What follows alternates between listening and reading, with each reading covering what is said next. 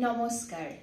নমস্তে সত্ৰীয়া সংস্কৃতিৰ সৈতে লখিমী আৰু মিচিমি মহন্ত নামৰ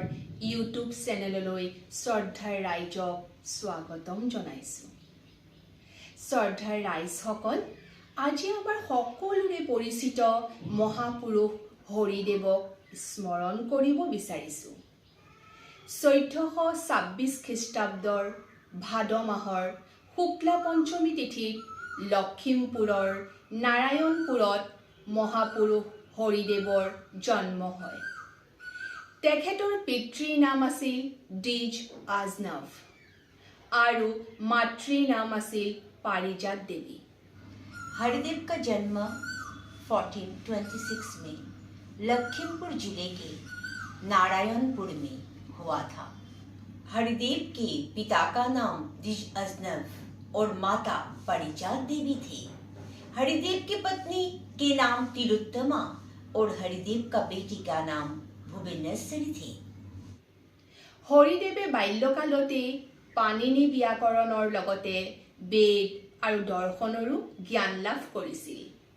তেওঁৰ পত্নীৰ নাম আছিল তিলোত্তমা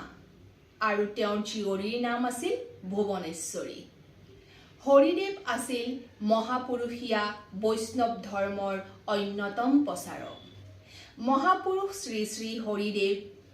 ভক্তি আন্দোলনৰ যোগেদি মানৱৰ অন্তৰৰ পৰা সংকীৰ্ণতা আঁতৰাই ঈশ্বৰমুখী কৰিছিল हरिदेव वैष्णव धर्म के उपासक एवं धर्म प्रसारक बने। हरिदेव की साहित्य कीर्ति भक्ति रस की तरंगिनी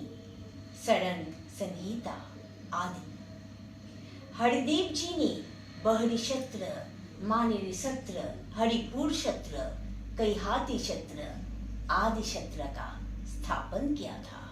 हरिदेव जीवन के अंतिम काल तक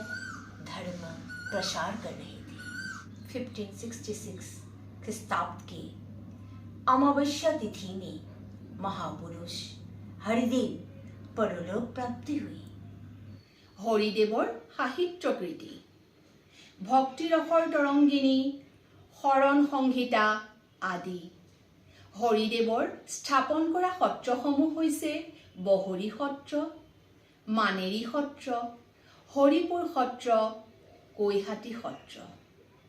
মহাপুৰুষ হৰিদেৱে জীৱনৰ অন্তিম সময়লৈকে ধৰ্ম প্ৰচাৰ কাৰ্য চলাই আছিল 1566 খ্ৰীষ্টাব্দৰ জেঠ মাহৰ অমাৱস্যা তিথিত বহৰীত মহাপুৰুষ হৰিদেৱে ইহলীলা সম্বৰণ কৰে নমস্কাৰ नमस्ते।